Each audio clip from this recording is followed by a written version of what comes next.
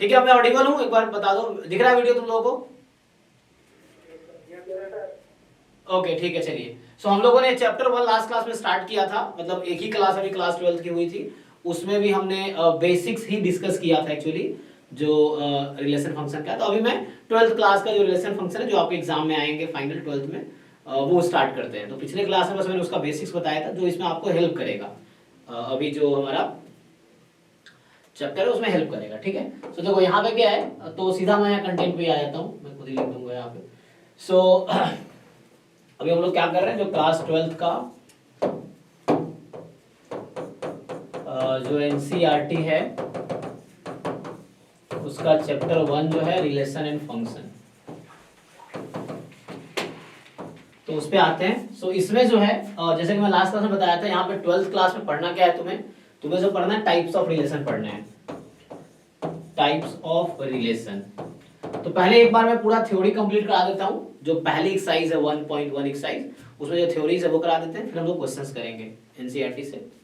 तो इसमें क्या है, पहला जो तुम्हें पढ़ना है, जैसे जो एनसीईआरटी में कंटेंट है वो डिफाइन करता है एम्प्टी रिलेशन को, और दूसरा है यूनिवर्सल रिलेशन,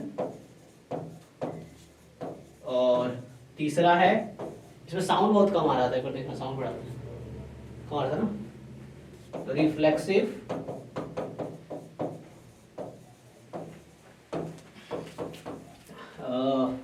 सिमेट्रिक, और पांचवा याद तुम लोग लास्ट क्लास में लिखाया था, क्या था कोई बताओ? मैंने लिखाया था ना टाइप्स क्या क्या होते हैं, पांचवा क्या था? अच्छा, सिमेट्रिक, ट्रांजिटिव, और छठा क्या था? Sixth antisymmetric relation. नहीं, एंटीसिमेट्रिक क्लास एनसीईआरटी में नहीं है, एंटीसिमेट्रिक बाहर है, एनसीईआरटी में नहीं है। सो एंटीसिमेट्रिक एनसीईआरटी में नहीं है।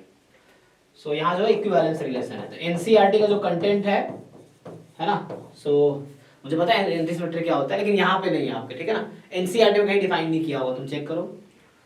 सो एंटीसिमेट्रिक में a लेस देन b है ना, b less than a is equal to b हो जाता है, लेकिन वो एनसीईआरटी में नहीं है तुम्हारा।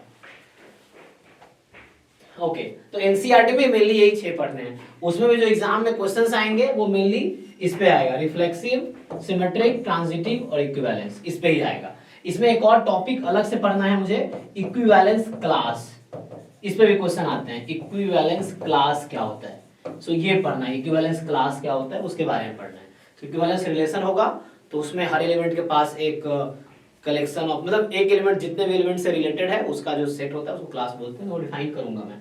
तो मैं स्टार्ट करता हूं यहां से कि एम्प्टी रिलेशन क्या होता है। तो सबसे पहले मैं डिफाइन करूंगा, जो यहाँ पे बात कर रहे हैं हम लोग इस चैप्टर में, हम बात कर रहे हैं relation on an empty set, ठीक है। सो यहाँ हम बात कर रहे हैं relation on an empty set, मतलब एक कोई सेट है जो नॉन एम्प्टी है, और रिलेशन ऑन एम्प्टी सेट का मतलब मैं एक रिलेशन डिफाइन कर रहा हूं ए से ए में, मतलब सेट है मतलब फैमिली है, उसके अंदर रिलेशन डिफाइन कर रहा हूं मैं कि उस फैमिली के अंदर कौन सा मेंबर किससे रिलेटेड है, ये डिफाइन कर रहा हूं, ठीक है। सो ए से ए में, अच्छा कोई डेफिनेशन बताओ मुझे, इसका मीनिंग क्या था? लास्ट क्लास में मैंने रिलेशन डिफाइन किया था, तो मैं बोल रहा हूं आर एक रिलेशन है सेट ए से ए में, इसका क्या मतलब है मैथमेटिकली? डेफिनेशन क्या था रिलेशन का, कोई बताओ, रिलेशन के डेफिनेशन क्या है?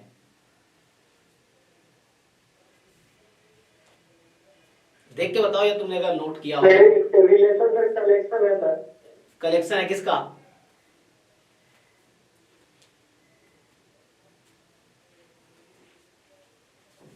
मैं लास्ट क्लास में, तुम अगर हो गए तो लास्ट क्लास में डिफाइन किया था relation from set A to set B, तो इसका क्या डेफिनेशन है? मैं बोलता हूं आर एक रिलेशन है सेट ए से सेट बी में, तो मैथमेटिकली इसका क्या डेफिनेशन, आर का क्या मतलब है मैथमेटिकल सेंस में, कि आर क्या है?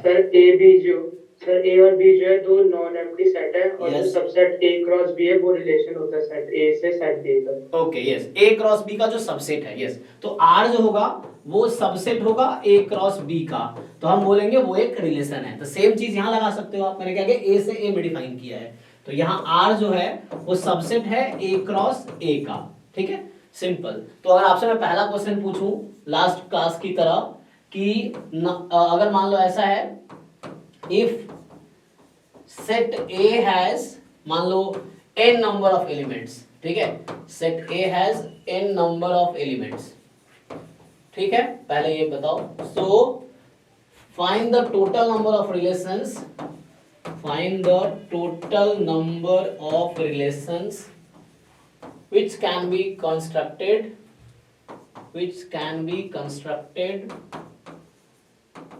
on set A या from set A to set A। बात वही है, सेट A के अंदर कितने रिलेशंस बनाए जा सकते हैं, मतलब A से A में कितने रिलेशंस में बना सकता हूं। तुम्हारे पास ऑप्शंस है, तुम ही बताओ पहले। तो जो लोग लास्ट क्लास में थे वो समझ पाएंगे। मैं तुम्हें बोला था कि जो 12th वाली चीज है वो 11th से कनेक्टेड है, इसलिए मैंने पहले लास्ट क्लास में 11th की रिलेशन पढ़ाई ताकि वो चीज तुम कनेक्ट कर पाओ। सीधा यहाँ से स्टार्ट करता तुम्हें दिक्कत हो सकती थी, तो पहले मैंने 11th वाली चीज लास्ट क्लास में पढ़ाई थी कि रिलेशन क्या है, कार्टेशियन प्रोडक्ट क्या है, फिर उसमें डोमेन, कोडोमेन, रेंज क्या होता है रिलेशन का, रिलेशन के लिखने कितने तरीके हैं, set builder form, roster form, arrow diagram, तो ये सब बताया लास्ट क्लास में। जिन लोगों ने नहीं देखा है तो वो जाकर पहले पुराने वीडियो देखो, लेक्चर 1 क्लास 12 एनसीईआरटी वाला। ओके, अभी लेक्चर 2 चल रहा है ये। हाँ, तो इसका आंसर बताओ कोई। सेट ए में n एलिमेंट है, तो सेट ए से सेट ए में मैं कितने रिलेशंस डिफाइन कर सकता हूँ, टोटल नंबर ऑफ रिलेशन कितने हो सकते हैं? सर 2 की पावर n स्क्वायर। यस, 2 की पावर n स्क्वायर, फाइन। सो 2 की पावर n स्क्वायर है ना, यहाँ एग्जाम में ऐसा हो सकता है 2 की पावर n की पावर मान लो 2 n स्क्वायर हो सकता है, या इस तरह कुछ एग्जाम्पल दे देगा, n स्क्वायर इसकी पावर मान लो 2 हो गई फॉर एग्जांपल, इस तरह से देगा। तो ठीक है ना, तो यहाँ पे और कैसे आया, तो इसका लॉजिक सिंपल है कि A में कितने एलिमेंट है, n एलिमेंट है, तो A क्रॉस A में कितने एलिमेंट होंगे, n into n, n square, और A क्रॉस A में n स्क्वायर एलिमेंट है, और रिलेशन क्या, उसका सबसेट होता है। तो एक सेट में अगर n नंबर ऑफ एलिमेंट है उसके कितने सबसेट होते हैं, 2 की पावर n। तो A क्रॉस A में कितने एलिमेंट है, n स्क्वायर एलिमेंट्स हैं, तो कितने सबसेट होंगे इसके, 2 की पावर n स्क्वायर। तो जितने सबसेट होंगे उतने रिलेशंस होंगे, हर सबसेट एक रिलेशन है, A क्रॉस A का हर सबसेट एक रिलेशन है, तो कितने रिलेशन होंगे टोटल, 2 की पावर n स्क्वायर। ये लास्ट क्लास में कराया था मैंने A से B में। ओके, तो आगे बढ़ते हैं। तो पूरा 12th में इस रिलेशन की बात होगी, यहाँ सेट A से सेट B में बात नहीं होगी। पूरी क्लास 12th में जो रिलेशन डिफाइन किया गया है वो A से A में, मतलब एक ही फैमिली के बीच, उनके मेंबर्स के बीच हम रिलेशंस देख रहे हैं। सो देखो, अब आगे बढ़ता हूं मैं। तो जैसे कि मैंने डिफाइन किया कि R अगर रिलेशन है A से A में, ठीक है, तो इसका मीनिंग ये हुआ कि R सबसेट होगा A क्रॉस A का, फाइन। अब पहला जो डेफिनेशन है वो है एम्प्टी रिलेशन का। सो मैं दो तरीके से लिखूंगा इन सब चीजों को, एक तो मैथमेटिकली और दूसरा होता है लैंग्वेज में। तो तुम लोग बताओ एम्प्टी रिलेशन से क्या मतलब है आपका, कोई बताओ एम्प्टी रिलेशन क्या होगा, ट्राई करो।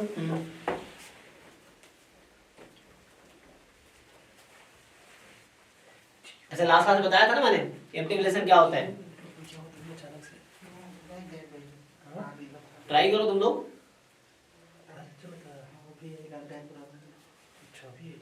अरे हाँ ना बोलो भाई, कुछ तो पता है या नहीं है तुम लोग। Relation R from A to B is called empty relation. कब is called empty relation, कब, when we can say it empty relation, किस कंडीशन में,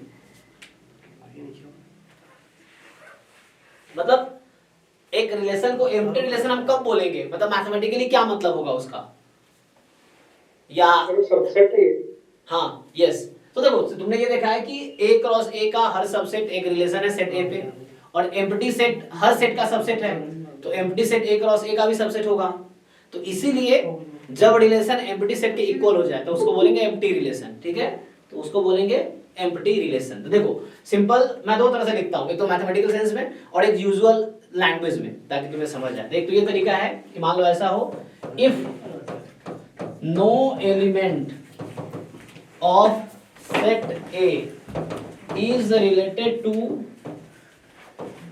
any element of A, या ऐसा बोलो कि हाँ, related to any other element, ऐसे लिख दो, है ना। So no element of set A is related to any other element और itself। सो या ऐसा बोल सकता हूं कि सेट ए का कोई भी एलिमेंट किससे रिलेटेड नहीं है, so no element related to any other element of the set, any other element of the set including itself, including itself मतलब उस सेट का जो मेंबर है वो किसी से भी रिलेटेड नहीं होगा, खुद से भी नहीं।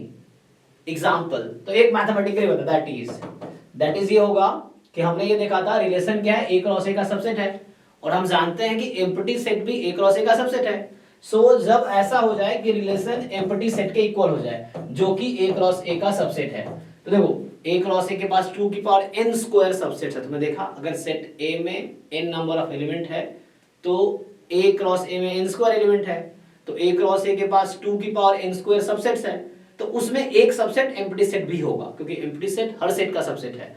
तो इसीलिए जब रिलेशन एम्प्टी सेट के इक्वल आ जाए तब हम ये बोलेंगे कि वो एम्प्टी रिलेशन है। एग्जांपल देखो, सिंपल कोई पूछेगा एम्प्टी रिलेशन क्या है, तो सिंपल एक तरीका ये है कि उस सेट में कोई भी एलिमेंट किसी से भी रिलेटेड नहीं है तो एम्प्टी रिलेशन है। दूसरे सेंस में मैथमेटिकली कि रिलेशन एम्प्टी सेट के इक्वल हो जाए, रिलेशन क्या हो, एम्प्टी सेट के इक्वल हो जाए। एग्जांपल देखो, अब एग्जांपल मैं लिखता हूं कि एक सेट ए लेता हूं मैं, ठीक है, ए मान लो सेट ऑफ नेचुरल नंबर है, ठीक, और आर में डिफाइन कर रहा हूं, या सीधा ऐसे लिख दो, देखो जैसे तुम लिखना है ए मान लो, चलो अभी तत्काल के 1 2 3, ओके। अब देखो 1 2 3 हो गया, और आर एक रिलेशन डिफाइन कर रहा हूं ए से ए में, कैसे, तो मैं इसका रोस्टर फॉर्म लिख देता हूं a comma b such that a plus b is equal to 10। जरा समझो इसको, मैं एक एग्जांपल दे रहा हूं तुम्हें एम्प्टी रिलेशन का कि a एक एलिमेंट है, a एक सेट है जिसमें 1 2 3 है, तो रिलेशन a से a में डिफाइन हो रहा है, सिंपल। अब रिलेशन a टू b, इसका मतलब ये होता है कि एलिमेंट a और b दोनों सेट a का मेंबर है, तो यहां मैं लिख भी सकता हूं कि कॉमा जो a और b है दोनों सेट a का ही मेंबर है, क्यों, क्योंकि a से a में रिलेशन डिफाइन है, तो a से a में है इसलिए a और b दोनों a का ही मेंबर होगा, ठीक है। अब ऐसा हो कि a plus B is equal to 10 हो जाए, तो तुम बताओ सेट a में ऐसा कौन से दो एलिमेंट तुम सेलेक्ट करो जिसका सम करने पे 10 हो जाए, बताओ ऐसा कोई एलिमेंट है क्या? No sir. तो इसका क्या मतलब हुआ, ये जो रिलेशन को अगर मैं, ये कौन सा फॉर्म में लिखा हुआ है अभी रिलेशन, किस फॉर्म में है ये सर? सेट। यस, तो इसको रोस्टर फॉर्म में लिखेंगे तो उसमें कुछ एलिमेंट, एक भी एलिमेंट आएगा क्या, मतलब अगर मैं रोस्टर फॉर्म में लिखूं इस रिलेशन को तो इसके अंदर कोई एलिमेंट आएगा क्या इस कर्ली ब्रैकेट के अंदर?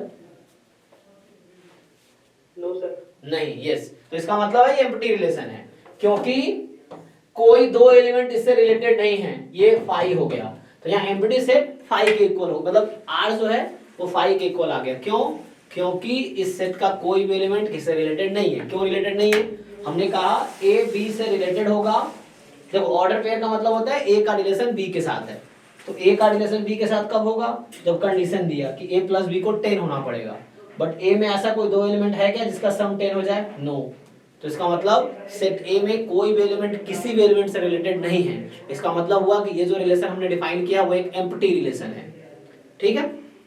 इसमें जो डाउट है दिए दोगे मैथमेटिकल एग्जांपल, मान लो रियल एग्जांपल अगर दे दूं मैं, एक दूसरा एग्जांपल बनाता हूं, देखो एक एग्जांपल है कि सेट ए तुम्हारा है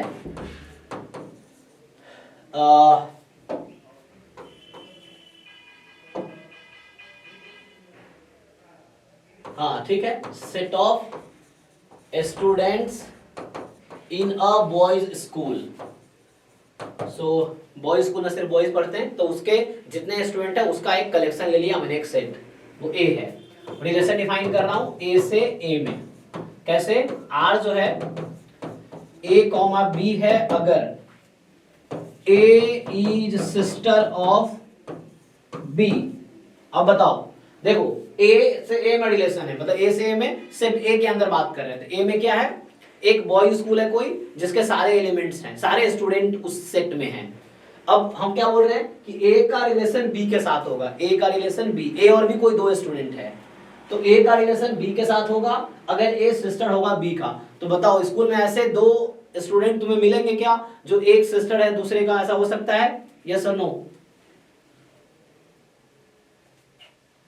सर बॉय स्कूल में तो नहीं होगा। एग्जैक्टली हमने क्या डिफाइन किया? Boy school. तो ऐसा थोड़ी होगा बॉय स्कूल में एक बॉय एक गर्ल होगा, ऐसा हो ही नहीं सकता। तो इसका मतलब ये कौन सा रिलेशन होगा?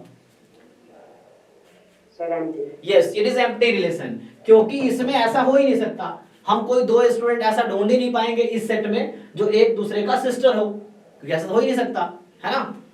तो इसीलिए ये एम्प्टी रिलेशन है। तो जहां पे उस सेट का कोई भी मेंबर किसी भी मेंबर से रिलेटेड नहीं है तो उसको बोलते हैं एम्प्टी रिलेशन। आई थिंक ये समझ आया होगा आपको। ठीक, चलिए अब थोड़ा दूसरा एग्जांपल लेते हैं, मतलब दूसरा क्या, अब एक दूसरा क्वेश्चन लिखता हूं मैं, है ना? दूसरा टाइप, सेकेंड टाइप जो है वो है यूनिवर्सल रिलेशन, वो है यूनिवर्सल रिलेशन। देखो ये चैप्टर थोड़े से बच्चों को मुश्किल लगता है क्योंकि इसमें कोई फॉर्मूला नहीं है, इसमें कॉन्सेप्ट्स हैं, डेफिनेशन को ही आपको अप्लाई करना है, चेक करना है, इसलिए ये चैप्टर बच्चों को मुश्किल लगता है और टीचर भी पहले नहीं पढ़ाते हैं क्योंकि उनको लगता है बच्चों को समझ नहीं आएगा। लेकिन आप कोशिश करोगे समझ आएगा। 10 मार्क्स का आता है बोर्ड में ये पहला चैप्टर जो है, तो 10 मार्क्स बहुत इंपॉर्टेंट है ना, अगर जिसको 95 96 लाना है तो 10 मार्क्स इंपॉर्टेंट और इजी है। तुम अगर प्रैक्टिस से एक बार मैंने कराया, दूसरी बार तुम खुद सॉल्व, मतलब रिवीजन बार बार करोगे, समझने की कोशिश करोगे, रिपीटेडली सॉल्व करोगे क्वेश्चंस को, तो खुद ही तुम्हें समझ आ जाएगा। क्योंकि हर साल बच्चे 100 में 100 लाने वाले बहुत बच्चे हैं, तुम भी उनमें से एक हो, है ना? ऐसा हो सकता है नेक्स्ट टाइम तुम्हारा 100 में 100 आए, ऐसे भी हो सकता है। मैथ्स में मुश्किल नहीं है 100 में 100 लाना, है ना, इजी है, इट्स नॉट डिफिकल्ट। तो यूनिवर्सल रिलेशन क्या है, चलो इसकी बात करते हैं। तो अभी हमने जो बात किया वो था एम्प्टी रिलेशन, अब बात कर रहा हूं यूनिवर्सल रिलेशन। तो देखो यूनिवर्सल रिलेशन में क्या होगा कि मैं पहले वर्ड में लिखता हूं, so a relation on a non empty set A is said to be universal relation if, ठीक है, और relation on non empty set A is said to be universal relation if all elements are related to each element of the set. Each element of the set in set A including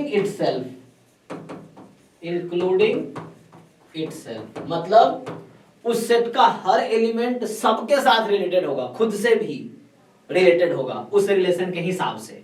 तो ये तो हो गया word में definition. Mathematically लिखने का क्या मतलब है? मैथमेटिकली इसको लिखने का मतलब है कि R एक रिलेशन है A से A में, जहां A कोई नॉन एम्प्टी सेट है।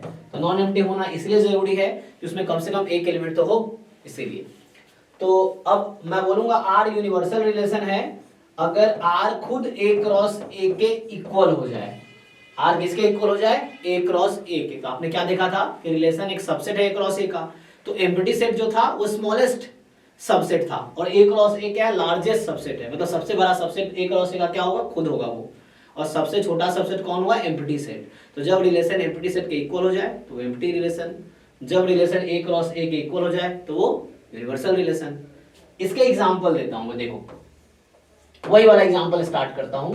तो A मेरा एक सेट है 1 2 3, मैं रिलेशन डिफाइन कर रहा हूं A से A में, मतलब relation is defined on set A। अब रिलेशन कैसे डिफाइन कर रहा हूं समझो, A, B, तो A B कोई दो एलिमेंट है सेट A में से। अब ऐसा कह रहा हूं मैं कि A B से रिलेटेड होगा, R का मतलब एक रिलेशन डिफाइन कर रहे हैं दो एलिमेंट के बीच। तो A और B के बीच रिलेशन डिफाइन कर रहे हैं, कैसे है? अगर ऐसा हो जाए A plus B less then 10 हो जाए तो हम बोलेंगे A रिलेटेड है B से। अब मुझे आप बताओ कि इस रिलेशन के हिसाब से सेट A में कौन सा एलिमेंट है जो सेट A के साथ रिलेटेड है? A B दोनों सेट A का मेंबर है। तो आप मुझे बताइए कि सेट A में कौन सा मेंबर है जो सेट A से रिलेटेड है, मतलब कौन सा मेंबर है जो दूसरे, मतलब लाइक A B से रिलेटेड है। स्मॉल a और b दो एलिमेंट है सेट A का, तो स्मॉल a स्मॉल b से रिलेटेड हो ऐसे कौन कौन से एलिमेंट्स हैं? अच्छा तो इसको मैं लिखता हूँ, देखो ये भी लिखा हुआ है सेट बिल्डर फॉर्म में, इसी रिलेशन को मैं रोस्टर फॉर्म में लिख रहा हूँ। तो मैं आपसे क्वेश्चन पूछ रहा हूँ, क्या 1 1 से रिलेटेड है? Yes sir. क्योंकि 1 + 1 10 से कम है। यस। क्या 1 2 से रिलेटेड है? Yes sir. यस। क्या 1 3 से रिलेटेड है? Yes sir. ओके। क्या 2 1 से रिलेटेड है? Yes sir. कब रिलेटेड होगा? अगर ऐसा हो जाए a + b का सम लेस देन 10 हो। क्या 2 2 से रिलेटेड है? Yes sir. क्या 2 3 से रिलेटेड है? Yes sir. 3 1 से रिलेटेड है, 3 2 से रिलेटेड है और 3 3 से रिलेटेड है। चेक करो ये सही है। तो इसका मतलब ये हुआ कि हर एलिमेंट सबसे रिलेटेड है, तो इसको बोलेंगे यूनिवर्सल रिलेशन। तुम ढंग से देखोगे तो ये कुछ नहीं, a क्रॉस a के ही इक्वल आ गया। a क्रॉस a क्या होता है? a को a से मल्टीप्लाई करते हैं, तो वो जिस सेट जो रिलेशन में ये सारे एलिमेंट सेटिस्फाई कर रहे हैं इस कंडीशन को, तो ये a क्रॉस a के इक्वल ही आ गया। इसका मतलब ये हुआ कि ये जो रिलेशन है ये कौन सा रिलेशन होगा? यूनिवर्सल रिलेशन है ना। ओके, तो दूसरा एग्जांपल लेता हूं मैं, देखो अब मैं सेम दूसरा एग्जांपल ले रहा हूं, जरा समझो कि A है set of students of a boys school, ठीक है। R एक रिलेशन डिफाइन कर रहा हूं A से A में, किस तरीके से? सो R रिलेशन है A, B, तो इसका मतलब है कि A और B दो स्टूडेंट है उस बॉयज स्कूल के। अब वो रिलेटेड कब होंगे? A and B have same gender. बताओ तो क्या इस स्कूल में हर स्टूडेंट हर दूसरे स्टूडेंट से रिलेटेड होगा या नहीं? है ना। सो बॉयज स्कूल है, सबका जेंडर सेम ही है, सो हर स्टूडेंट सबके साथ रिलेटेड है, तो इसीलिए ये एक यूनिवर्सल रिलेशन। तुम ऐसा भी लिख सकते हो कि all students are related to each other. क्यों रिलेटेड है? Because of they have same gender. इसने कहा कि दो स्टूडेंट रिलेटेड होगा और उनका सेम जेंडर है, ऐसे मैंने डिफाइन किया। So all students are related to each other, तो ये जो होगा इसका मतलब है कि ये रिलेशन जो है यूनिवर्सल रिलेशन है। और एग्जांपल देखो, जैसे मतलब ऐसे भी बुक में तो मिल जाएंगे एग्जांपल्स इस तरह से, अभी हम देखेंगे तो कि सर उसमें फिर 5 भी इंक्लूड होगा ना? किसमें? सर यूनिवर्सल नहीं, आप समझे नहीं, 5 इंक्लूड नहीं होगा। मतलब देखो एक्चुअली रिलेशन क्या होता है? A क्रॉस A का सबसेट है। चलो मैं एक एग्जांपल लेकर समझाता हूँ। सबसे बड़ी चीज एक अच्छा एग्जांपल लेता हूँ मैं। सो जरा समझो, एक एग्जांपल मैं और लेता हूँ। मान लो एक सेट है 1, 2, तो बताओ A क्रॉस A कौन सा सेट होगा? पहले ये बताओ A क्रॉस A में क्या क्या आएगा? मुझे 1 2 को मल्टीप्लाई करना है 1 2 के साथ, तो बताओ A क्रॉस A में क्या क्या एलिमेंट्स आएंगे? सर 1 1 1 2 2 1 2 2। राइट। देखो जो लोग क्वेश्चन पूछते हैं वो ज्यादातर अच्छे बच्चे होते हैं, वो सीखना चाहते हैं। अब जो नहीं सीखना चाहते वो क्वेश्चन नहीं पूछते हैं, सिंपल सी बात है ना। उनको या तो सब कुछ आता है या कुछ नहीं आता है, वैसे बच्चे होते हैं वो। जिनको सीखना है, क्योंकि देखो सबको नहीं आता है, तो तुम्हें सीखना है, तुम्हें क्वेश्चन पूछना पड़ेगा जो तुम्हें समझ नहीं आया। अगर तुम घबराते हो तुम्हें बाद में पछताओगे, तो तुम्हारे रिजल्ट खराब होंगे या तुम अच्छा नहीं कर पाओगे, क्योंकि तुम्हारे अंदर क्वेश्चन था तुमने पूछा नहीं, तो वो एग्जाम में उस तरह प्रॉब्लम आएंगे, तुम फंस जाओगे, तुम्हारे मार्क्स नहीं आएंगे। तो इसलिए क्वेश्चन हो तो पूछो, बेशरम होकर पूछो, शर्माना नहीं है, ठीक है। सो 1 2 2 1 2 2 ये हो गया तुम्हारा A, ठीक है ना। तो A क्रॉस A। अब मैंने डिफाइन किया कि A क्रॉस A का हर सबसेट क्या है? रिलेशन है। ये कहा ना कि A क्रॉस A का हर सबसेट एक रिलेशन बनाएगा। तो मैं पूछता हूं इस सेट पे कितने रिलेशन बना सकते हैं? ये सेट A है, इस पे कितने रिलेशन हम बना सकते हैं? टोटल रिलेशन कितने हो सकते हैं सेट A पे? कितने रिलेशन हम डिफाइन? 2 की पावर 4। 2 की पावर 4, राइट। ये फॉर्मूला था 2 की पावर n स्क्वायर। सो 2 की पावर, क्योंकि A क्रॉस A में 4 एलिमेंट है, तो A क्रॉस A के पास 2 की पावर 4 16 सबसेट्स होंगे। तो देखो ये जो 16 सबसेट्स है ये अलग अलग रिलेशन है। इनमें से कोई एक ही होगा जो यूनिवर्सल होगा, कोई एक ही होगा जो एम्प्टी होगा, है ना। इनमें से कुछ होगा जो रिफ्लेक्सिव होगा, कुछ सिमेट्रिक होगा, कुछ ट्रांजिटिव होगा, कुछ इक्विवेलेंस होगा, है ना। तो यूनिवर्सल का मतलब ये नहीं है सारे रिलेशन, यूनिवर्सल का मतलब ये था कि जो रिलेशन, जिस रिलेशन में ये सारे एलिमेंट आ जाए, मतलब ए क्रॉस ए में जो भी एलिमेंट है, एक ऐसा रिलेशन जिसमें ये सारे एलिमेंट आ जाए, तो उसको बोलेंगे यूनिवर्सल रिलेशन। और दूसरा क्या था, एम्प्टी रिलेशन में क्या है, ये जो ए क्रॉस ए में जितने एलिमेंट है इनमें से कोई भी ना आए, तो इसको बोलेंगे एम्प्टी रिलेशन। अब समझो जरा, तो एम्प्टी रिलेशन क्या है, empty relation is a relation, मैं फिर से रीडिफाइन कर रहा हूं, पीछे हालांकि मैं लिखा उस तरीके से, मैं फिर से समझाने की कोशिश कर रहा हूं एग्जांपल से। So empty relation is a relation in which no element of A cross A satisfies conditions। मतलब क्या कहा कि A क्रॉस A में जो भी एलिमेंट है उसका कोई भी एलिमेंट उस रिलेशन की कंडीशन को सेटिस्फाई नहीं करता है। जैसे एग्जांपल, अब यहां देखो, ये जो मैंने डिफाइन किया था, A में 1 2 3 है, तो यहां पे A क्रॉस A अगर मैं लिखता ना, तो कितने एलिमेंट आते हैं इसमें, 1 1 1 2 1 3 2 1 2 2 2 2 2 3 3 1 3 2 3 3। तुमने ऐसे अच्छा क्वेश्चन पूछा है। सो अब बताओ, ए क्रॉस ए का सबसेट ही रिलेशन होता है, तुम्हें एक सबसेट ढूंढना है जो इस कंडीशन को सेटिस्फाई करता है इस एग्जांपल में। तो अब तुम्हें ढूंढना है कि इसका कौन सा एलिमेंट है ए क्रॉस ए का जो इस कंडीशन को सेटिस्फाई करता है। बताओ, क्या इसका कोई एलिमेंट है जो इसको सेटिस्फाई करता है? No sir. है ना, जैसे यहाँ 1 1 चेक करेंगे, 1 + 1 2, तो इसका मतलब है कौन सा एलिमेंट, कोई एलिमेंट है ए क्रॉस ए में जो इस कंडीशन को सेटिस्फाई करता है? No sir. हाँ, तो ऐसा कोई एलिमेंट नहीं है। तो इसका मतलब ये हुआ कि ये जो तुम्हारा रिलेशन है इसमें एक भी एलिमेंट आया ही नहीं, मतलब ए क्रॉस ए का एक भी एलिमेंट नहीं आया, इसीलिए एम्प्टी रिलेशन है ये।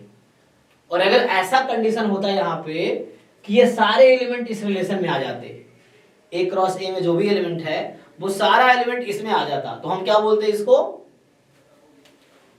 Universal relation. तो जब ए क्रॉस ए में जितने एलिमेंट है वो सारे एलिमेंट अगर रिलेशन में आ गया, मतलब वो यूनिवर्सल हो गया। अगर एक भी एलिमेंट नहीं आया तो वो एम्प्टी है। अब आगे क्या है कि इसी तरह से हम डिफाइन करेंगे रिफ्लेक्सिव, सिमेट्रिक, ट्रांजिटिव और इक्विवेलेंस रिलेशन। तो तुम्हें समझना है, तो यहाँ पे एम्प्टी रिलेशन है। जबकि इसी एग्जांपल, अब अगला एग्जांपल देखो, ये जो एग्जांपल था,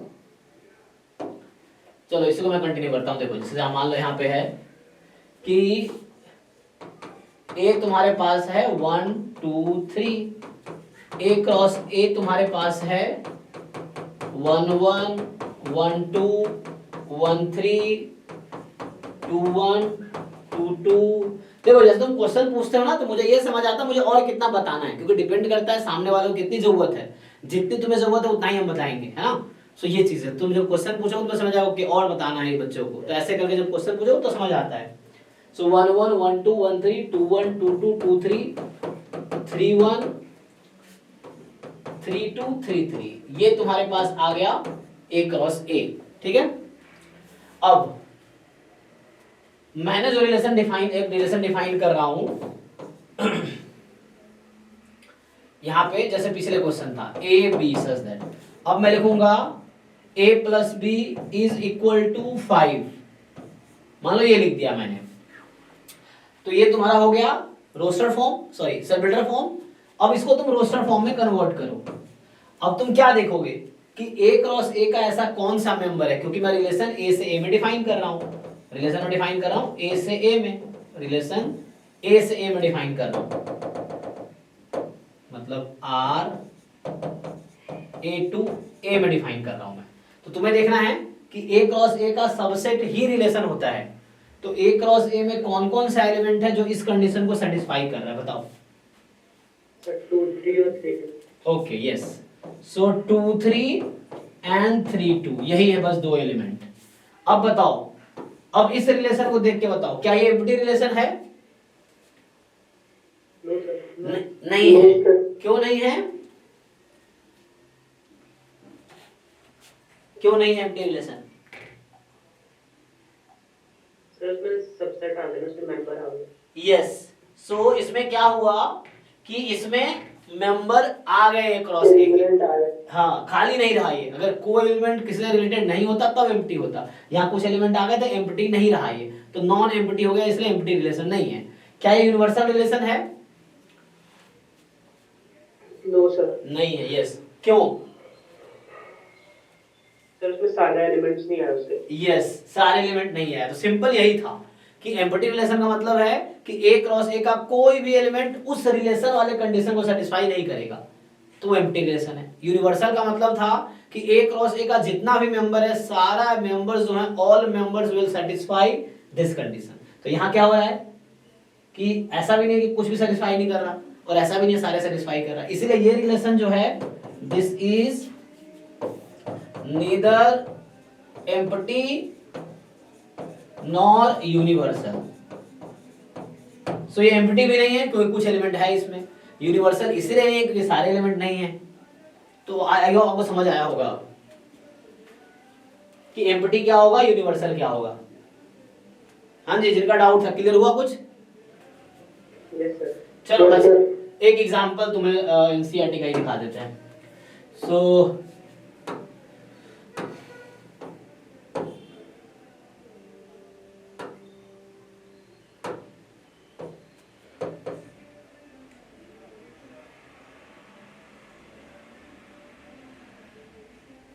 देखो एनसीईआरटी में कैसे डिफाइन करता है, समझो जरा। ये क्या हुआ है? ओके, हाँ सही है।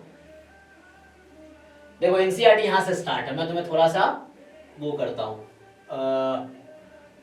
लिखने का ऑप्शन नहीं है क्या? ठीक है, देखो सो यहाँ क्या डिफाइन करा है, एम्प्टी रिलेशन क्या होगा एनसीईआरटी के हिसाब से, कि कोई एम्प्टी रिलेशन होगा अगर, कौन से कलर से लिख कर रखा है,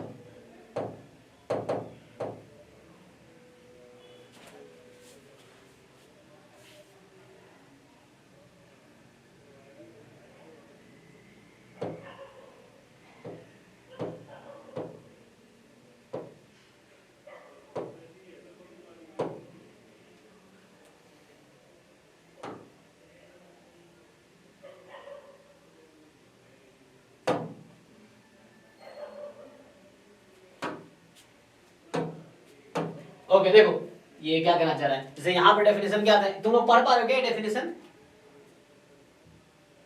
यस सर।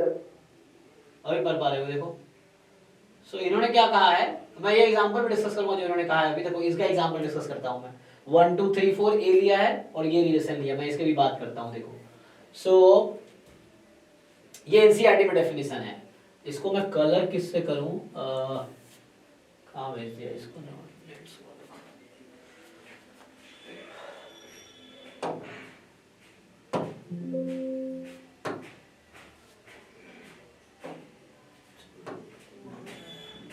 ओके एक मिनट, यहाँ पे नोट लिखने का ऑप्शन तो है ही मेरे पास। यस ओके देखो सो मैं ये कह रहा था, तो ये क्या बोल रहा है डेफिनेशन 1 कि एक relation R is in set A is called empty relation if no element of A is related to any element of A. Set A का कोई एलिमेंट किसी से रिलेटेड नहीं है, दूसरे सेंस में रिलेशन एम्प्टी सेट के इक्वल हो जाए, और एम्प्टी सेट सबसेट है ए क्रॉस ए का। तुमने ये पढ़ा था हर सबसेट ए क्रॉस ए का एक रिलेशन है, तो एम्प्टी सेट भी सबसेट है ए क्रॉस ए का, इसीलिए एम्प्टी सेट भी एक रिलेशन है, और जब रिलेशन एम्प्टी सेट के इक्वल आ जाएगा तब बोलेंगे वो ए क्रॉस ए है। ओके, तो जो भी रिलेशन तुम डिफाइन करोगे, वो जो जितने सबसेट्स होते हैं ए क्रॉस ए के, उनमें से कोई एक होगा, तुम रिलेशन डिफाइन करोगे। अच्छा दूसरा डेफिनेशन क्या कह रहा है कि a relation R is on in set A is called universal relation if each element of A is related to every element of A, that is R is A cross A। जब R A cross A के equal हो जाएगा, मतलब A cross A का हर element उस relation R में आ जाएगा, तो दोनों सेट इक्वल हो गया। यहाँ क्या मतलब था कि एक R में A cross A का कोई भी मेंबर नहीं आएगा, तो वो एम्प्टी सेट रह गया, तो इसीलिए वो एम्प्टी रिलेशन है। सिंपल ये एग्जांपल जरा मैं डिस्कस करता हूं। देखो ए सेट ये है और रिलेशन इन्होंने ये डिफाइन किया है, तो मतलब यही वाला डिस्कस करता हूं। सो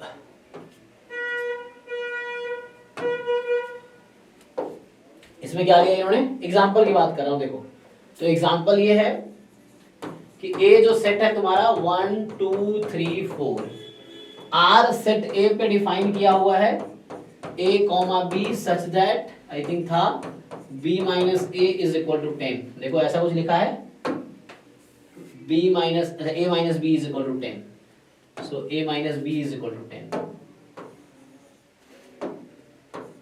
a माइनस बी जो है वो 10 के इक्वल है, ठीक है।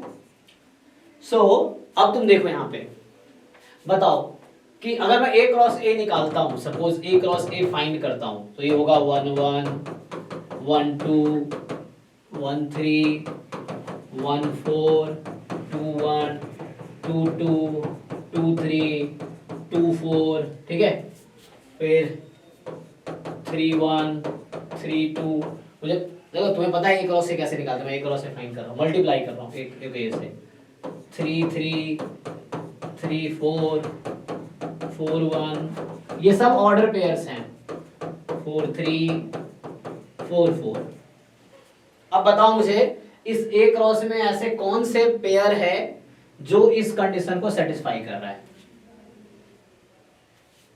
कोई भी नहीं है सर। कोई भी नहीं है। इसका मतलब ये हुआ कि जो रिलेशन हमने डिफाइन किया है वो एम्प्टी सेट के इक्वल है, मतलब खाली सेट है, इसमें कुछ भी नहीं आया, तो ये एक एम्प्टी रिलेशन हो गया कि ये जो मैंने डिफाइन किया है ये एक एम्प्टी रिलेशन हो गया। क्यों हो गया एम्प्टी रिलेशन? क्योंकि ए क्रॉस ए का कोई भी एलिमेंट रिलेटेड नहीं है। यस, ठीक है। चलो तो ये एक एम्प्टी रिलेशन हो गया। ये एनसीईआरटी में जो एग्जांपल दिया था वही मैंने डिस्कस किया। दूसरा देखते हैं और क्या कह रहा है ये, और एक यहां डिफाइन कर रहा है। देखो अब कह रहा है कि दूसरा सिमिलरली, सो आर दूसरा रिलेशन डिफाइन किया mod A minus B more than equal to 0, ठीक है, mod A minus B more than equal to 0। तो इस पे आते हैं। सो दूसरा है ये, पहला मान लो था, दूसरा सिमिलर है कि आर जो डिफाइन, सेट तो सेम ही है। देखो रिलेशन के लिए एक फैमिली चाहिए जिसके मेंबर्स के बीच रिलेशन ढूंढना है, तो एक सेट तो होना ही चाहिए, फिर उस सेट में हम रिलेशन डिफाइन करते हैं। तो जैसे यहाँ पे ए मेरा है 1 2 3 4 और आर जो है A comma B such that mod A minus B is more than equal to 0, यही है। अब देखो तुम ए क्रॉस ए में कौन कौन सा एलिमेंट है जिसका डिफरेंस लेके मॉड लोगे तो 0 से ज्यादा या 0 के इक्वल होगा। ऐसा कौन कौन सा एलिमेंट है जो इस कंडीशन को सेटिस्फाई कर रहा है? ए क्रॉस ए में ढूंढो कौन कौन सा एलिमेंट्स हैं। सर सारे ही हैं। सारे ही हैं, यस। तो ये पूरा ए क्रॉस ए सेट ही आ जाएगा क्योंकि ये कंडीशन हर एलिमेंट सेटिस्फाई कर रहा है। तो जब ऐसा हो कि कोई रिलेशन ए क्रॉस ए के इक्वल ही आ जाए, इसका क्या मतलब हुआ? इसका मतलब हुआ कि ए क्रॉस ए का हर मेंबर उस रिलेशन की कंडीशन को सेटिस्फाई कर रहा है। तो इसका मतलब ये हुआ कि ये एक यूनिवर्सल रिलेशन है। तो ये एनसीईआरटी का एग्जांपल था, तो उन्होंने डिफाइन किया। सो अभी बहुत क्लियर हो गया आप लोग कैसे पहचानोगे कोई रिलेशन एम्प्टी है या एम्प्टी नहीं है, कैसे पहचानोगे कोई रिलेशन यूनिवर्सल है या यूनिवर्सल नहीं है। सिंपल है, ओके। तो आगे बढ़े, ये डेफिनेशन क्लियर है। देखो इस चैप्टर में डेफिनेशन ही सब कुछ है, ये चैप्टर में फॉर्मूला नहीं है कोई, तुम्हें डेफिनेशन याद रखना पड़ेगा। डेफिनेशन इज लाइक इंट्रोडक्शन, जैसे तुम किसी को नाम बताते हो अपना, तो वैसे यहाँ डेफिनेशन है कि एम्प्टी रिलेशन क्या है, तो जो उसका डेफिनेशन है वही तुम्हें याद रखना पड़ेगा, उसी से क्वेश्चन करना है। यहाँ कोई फॉर्मूला नहीं आएगा इस चैप्टर में, ठीक है।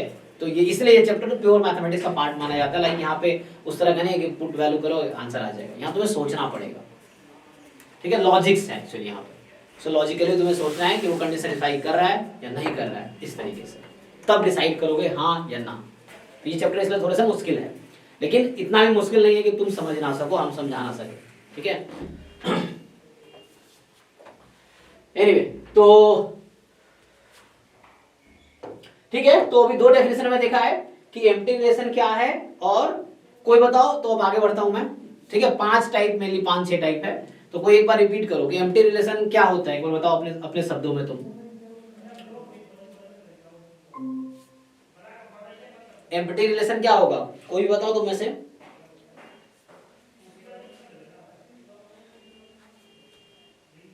समझ आया कुछ कि नहीं, एम्प्टी रिलेशन क्या होगा बताओ मुझे।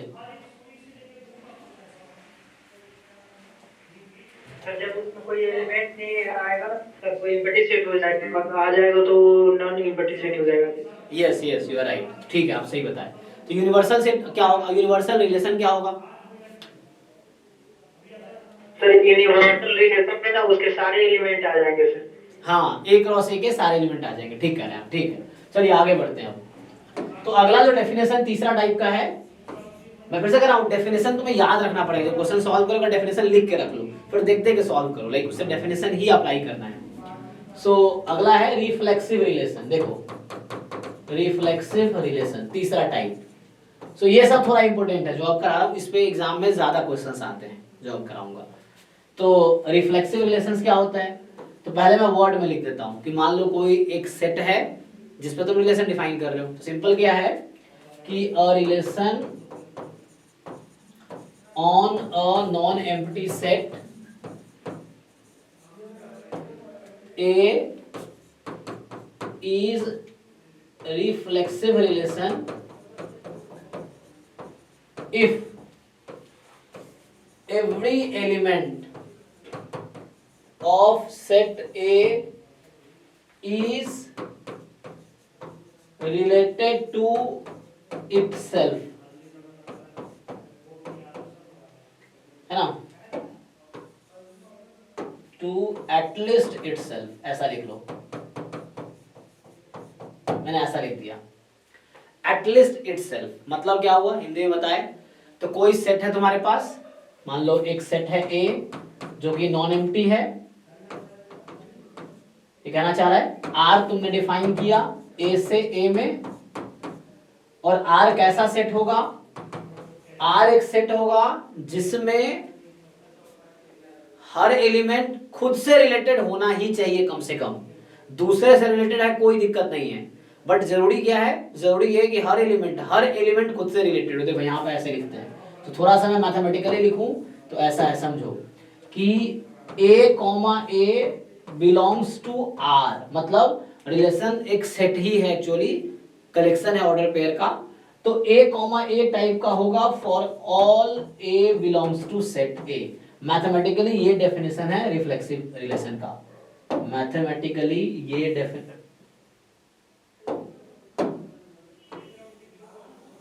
ये डेफिनेशन है रिफ्लेक्सिव रिलेशन का कि हर एलिमेंट कम से कम खुद से रिलेटेड होगा, बाकी से रिलेटेड है नहीं है कोई प्रॉब्लम नहीं है, बस ये देखना है कि हर एलिमेंट खुद से रिलेटेड है क्या, इतना ही काफी है ना। तो बुक में तुम्हें एटलीस्ट वर्ड नहीं मिलेगा, वो मैंने अपनी तरफ से ऐड इसलिए कर दिया कि बस ये ध्यान रखना है खुद से रिलेटेड हो, तो इतना काफी है।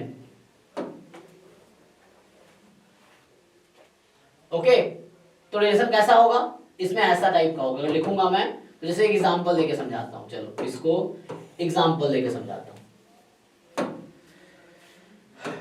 एग्जांपल क्या है कि मान लो तुम्हारे पास एक सेट है 1 2 3 4, ठीक है।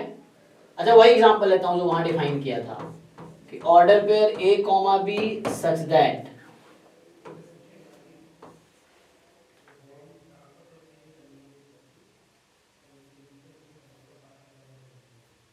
Order pair A comma B such that A जो है मैं ऐसा लिखूं जैसे वहां था A minus B mod more than equal to 0। तो इसमें क्या क्या आया था, तो सारे है। हाँ ये जो रिलेशन है इसमें ए क्रॉस ए जो निकालते वो सारे आ गए थे, 1 1 1 2 1 3 1 4 2 1 2 1 2 2 2 3 2 4 3 1 3 2 3 3 3 4। अच्छा रह गया कुछ, अभी और रह गया 4 1 4 2 4 3 4 4। मैं क्या लिख रहा हूं, मैं ये देख रहा हूं इस सेट में कौन कौन सा एलिमेंट किसके किसके साथ रिलेटेड है। तो 1 1 से रिलेटेड है, क्यों, क्योंकि 1 - 1 0 सेटिस्फाई कर रहा है इसको, 1 माइनस टू का मॉड लोगे तो 1 मोर देन इक्वल टू 0 है, इस तरीके से। तो ये हो गया तुम्हारे पास। अब क्वेश्चन ये है, तुम चेक करो क्या जो ये कह रहा है वो सेटिस्फाई हो रहा है कि नहीं हो रहा है इस सेट में, इस रिलेशन में। सो क्वेश्चन ये था कि क्या 1 1 से रिलेटेड है, सेट में 1 है ना, तो ये 1 खुद से रिलेटेड है क्या? यस। इस सेट में 2 है तो 2 2 से रिलेटेड है क्या? यस। 3 है, 3 3 से रिलेटेड है क्या? यस। फिर 4 4 से रिलेटेड है क्या? यस। सो इतना काफी है ये कहने के लिए कि ये रिलेशन रिफ्लेक्सिव है। तो ये जो R है, R इज रिफ्लेक्सिव रिलेशन। क्यों? क्योंकि सेट में जो भी मेंबर है वो खुद से रिलेटेड होने चाहिए, बाकी से रिलेटेड है नहीं है इससे कोई टेंशन नहीं है। यही बस देखना है कि खुद से रिलेटेड है क्या। 1 1 है, 2 2 है, 3 3 है, 4 4 है, तो रिफ्लेक्सिव है। यस। तो एक तो एग्जांपल और एग्जांपल देता हूं, बहुत सारे एग्जांपल हो जाएंगे। देखो दूसरा एग्जांपल देता हूं मैं इसका। अभी एनसीईआरटी वाला एग्जांपल भी लेंगे, पहले मैं आपको से बनाता हूं कुछ एग्जांपल्स। जैसे ए है 1 1 2 3, ठीक है। अब आर में डिफाइन कर रहा हूं, देखो जरा समझो। A comma B such that, so R है A comma B such that a plus B is less than 2।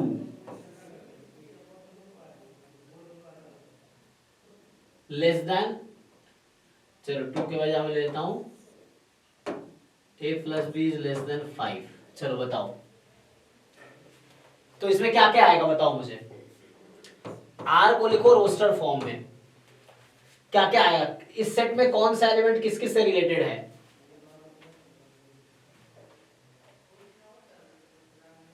Sir 1 1 1 2 1 3।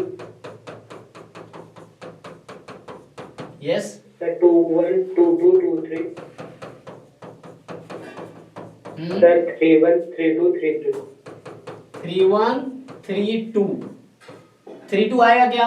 Sir 3 3 क्या 2 3 और 3 2 आएगा?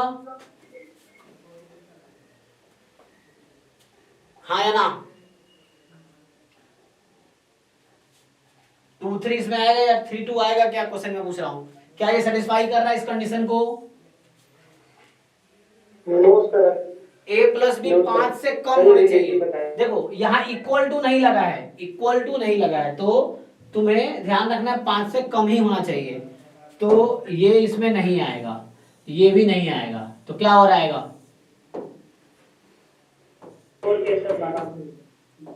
तो और कोई एलिमेंट है क्या, चेक करो। तुम्हें देखो ऐसा समझना है क्या लिख रहा हूं, तुम पहले a क्रॉस a निकाल लो, कोई दिक्कत नहीं है।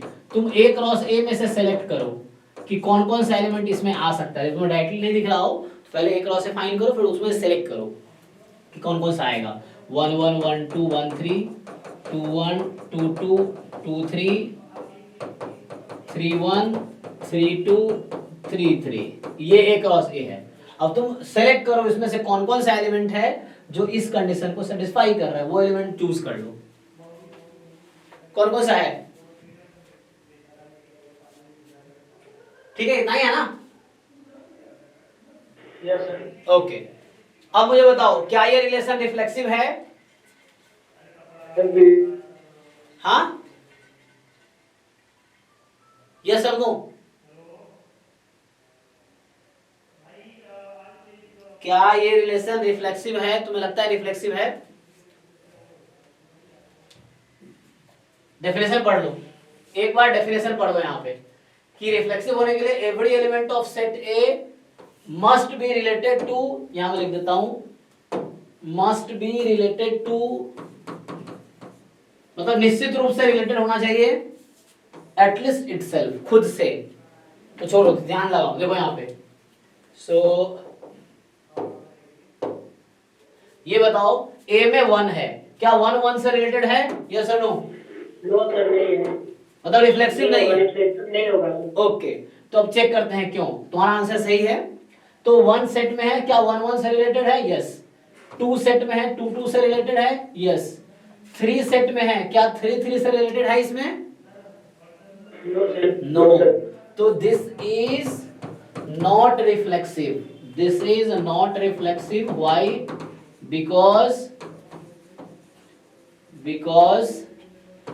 3 does not belong to relation R.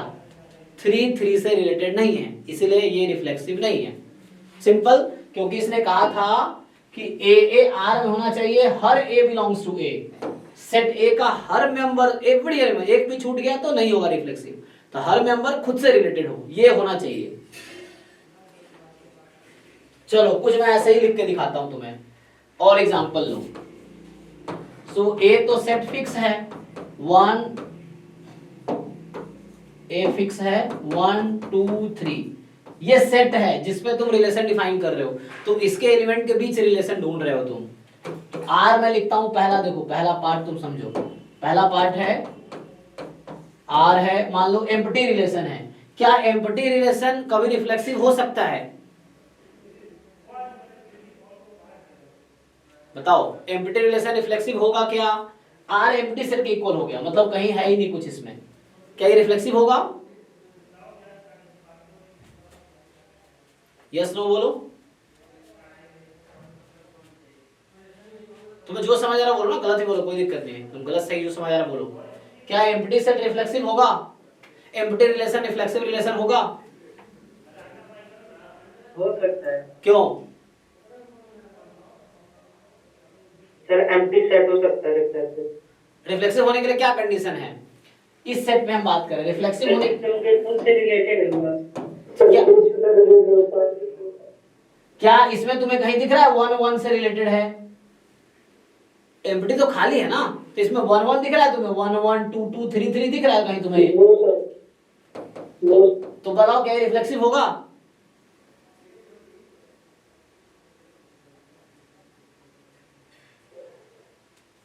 बोलो. No sir. This is not reflexive. Empty relation कभी भी रिफ्लेक्सिव नहीं हो सकता,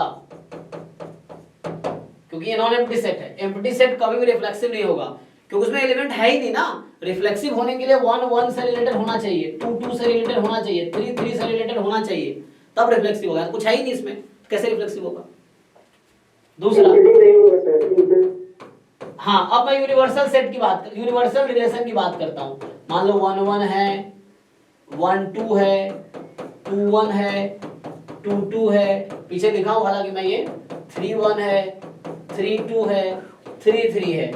सो क्या ये रिलेशन क्या क्या रह गया? 1 1 1 2 1 3 रह गया. सो 1 1 1 2 बीच में 1 3 लिख देता हूं यहाँ पे. हाँ, तो ये सब एलिमेंट है इसमें. तो ये सारे एलिमेंट आ गया, मतलब ये यूनिवर्सल रिलेशन लिख दिया मैंने, मतलब ये खुद A क्रॉस A के इक्वल है. तो क्या ये रिलेशन जो मैंने लिखा है, क्या ये रिफ्लेक्सिव है? हाँ, क्योंकि यहाँ पे 1 1 से रिलेटेड है, 2 2 से रिलेटेड है, 3 3 से रिलेटेड है, और A में 3 एलिमेंट है. तो जो भी सेट तुम्हें दे रखा है उस क्वेश्चन में, तुम्हें ये देखना है उस सेट का हर एलिमेंट खुद से रिलेटेड है क्या. तो इसमें मिल तो रहा है 1 1 2 2 3 3. Yes, this is reflexive. तो यूनिवर्सल रिलेशन हमेशा रिफ्लेक्सिव होगा. यूनिवर्सल रिलेशन हमेशा रिफ्लेक्सिव तो होगा ही. क्यों? क्योंकि उसमें सारे एलिमेंट हैं. तो 1 1 2 2 3 3 भी होगा. सो यूनिवर्सल रिलेशन हमेशा रिफ्लेक्सिव होगा. कुछ बुक के एग्जांपल दिखाता हूं मैं, देखो. सो आओ यहां पे.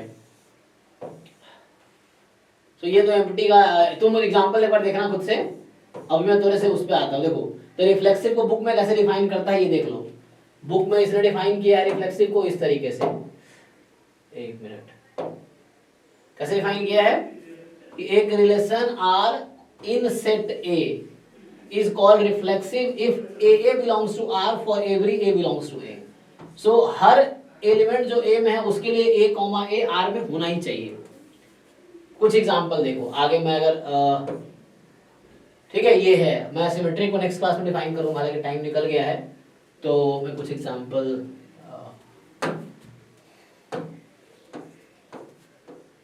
तो ये मैं बाद में करूंगा. यहाँ देखो जैसे, अच्छा ये सब कुछ एग्जांपल मैं नेक्स्ट क्लास में कराऊंगा.